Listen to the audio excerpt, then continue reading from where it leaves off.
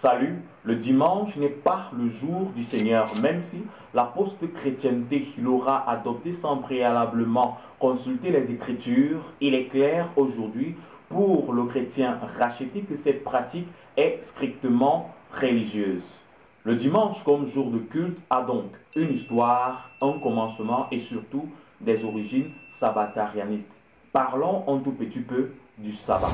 Il est souvent dit que l'Éternel institua le sabbat ou Shabbat dans le jardin d'Éden puisqu'il se reposa le septième jour de toute l'œuvre de ses mains. Pourtant, lorsque nous lisons ces écritures, nous constatons que d'Adam à Moïse, aucune mention n'est faite du sabbat. Cette constatation nous permet de conclure que le repos du Seigneur n'était ni plus ni moins qu'une préfiguration du sabbat à venir. Les Écritures nous enseignent que le sabbat est une loi spécifique au peuple juif et donc à Israël.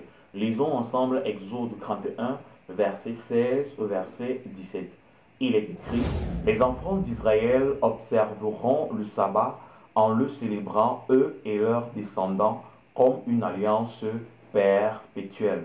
Ce sera entre moi et les enfants d'Israël un signe qui devra durer à perpétuité.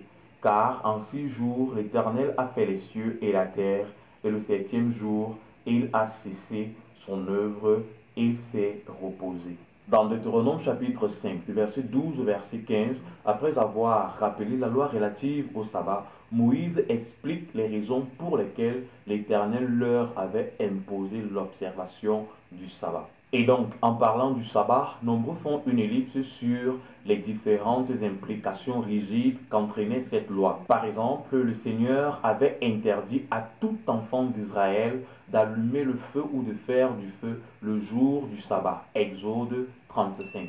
Dans Exode 16, il était interdit de sortir de sa propre maison. Dans Deutéronome chapitre 5, il était interdit à tout enfant juif de pouvoir travailler le jour du sabbat. Enfin, dans Exode 35, était puni de mort tout enfant d'Israël qui n'appliquait et n'observait pas le sabbat. Au regard de toutes ces contraintes, nous sommes tous d'accord qu'aucun d'entre nous ne pourrait se soumettre à cette loi et la respecter dans son entièreté. La lecture du Testament en vigueur nous montre que de Matthieu à Jean, le Seigneur est ressuscité un jour après le sabbat. C'est une preuve de ce que il voulait et tenait à désacraliser cette pratique qui était si contraignante. Lorsque nous plongeons également nos regards dans les épîtres aux Corinthes, notamment Première épître aux Corinthes, chapitre 9, nous découvrons qu'à plusieurs égards, l'apôtre Paul a arboré la tunique du juif sans toutefois l'être.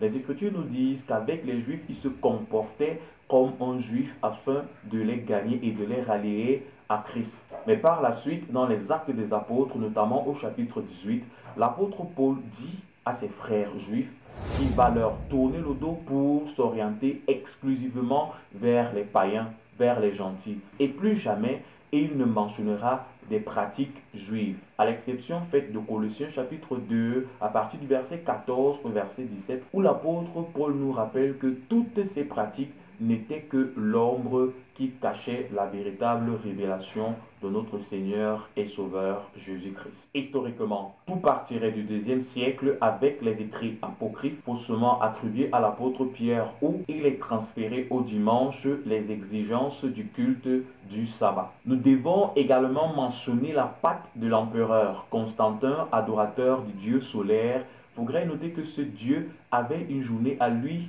dédiée, Dies Solis, ou encore Sunday.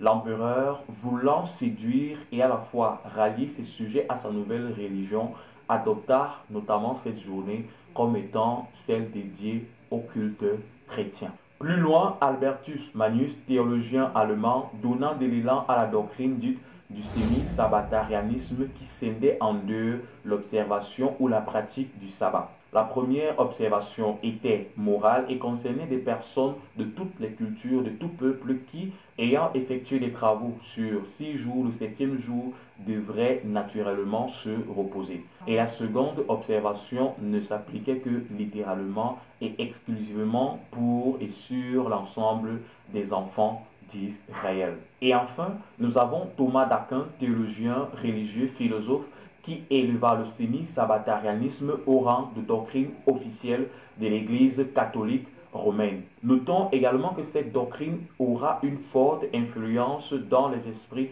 des théologiens dits réformés. De la réformation à la protestation, cette doctrine s'est enracinée dans nos cultures si bien qu'elle est devenue une loi sans laquelle le chrétien ne pourrait s'auto-définir comme étant enfant de Dieu et simplement racheté par le Seigneur et Sauveur de nos âmes. Mes chers amis, même si c'est dans la pensée de célébrer la perpétuelle résurrection du Christ que vous allez assister au culte tous les dimanches, il n'est mentionné et aucun verset biblique ne le dit que le dimanche serait le jour consacré pour la célébration du Seigneur. Le dimanche n'a pas remplacé le samedi et ce jour n'est pas devenu le sabbat chrétien.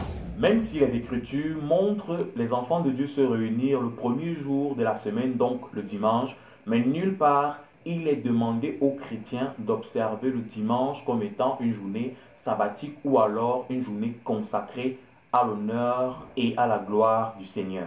Le dimanche n'est non pas le jour du Seigneur, car Romains chapitre 14, le verset 5 au verset 6 nous dit ceci. En nous, tel fait une distinction entre les jours, tel autre les estime égaux, que chacun ait en son esprit une pleine conviction.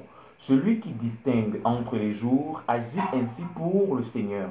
Celui qui mange, c'est pour le Seigneur qu'il mange, car il rend grâce à Dieu. Et celui qui ne mange pas, c'est pour le Seigneur qu'il ne mange pas, et il rend grâce à Dieu. Les amis, tel fait une distinction entre les jours et tel autre n'en fait point.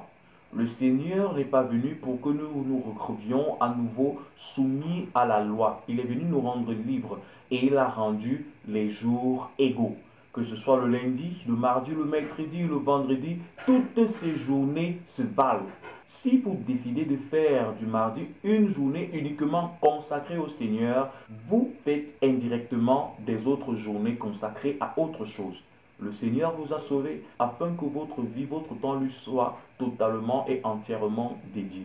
Mes chers amis, n'excluez pas certains jours et ne spécifiez aucune journée au Seigneur. Faites de toutes vos journées des journées entièrement consacrées à Jésus-Christ. En lisant l'épître aux Galates, le chapitre 4, du verset 9 au verset 10, nous découvrons ceci. Mais à présent que vous avez connu Dieu, ou plutôt que vous avez été connus de Dieu, comment retournez-vous à ces faiblesses et pauvres rudiments auxquels de nouveau vous voulez vous asservir encore?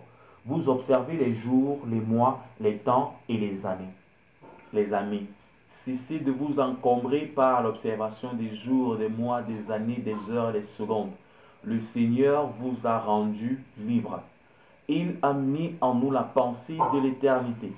Il a mis en nous son esprit. Nous n'allons pas dans la maison du Seigneur. Nous sommes devenus le temple de Dieu. Dieu réside en nous permanemment. Nous n'allons pas en communauté pour adorer le Seigneur dans l'église, mais nous allons en communauté parce que la Bible nous dit il est bon et agréable pour les frères de demeurer ensemble. Allons en communauté pour demeurer avec des frères et non pas pour honorer le jour du dimanche. Bien des choses à vous. Shalom.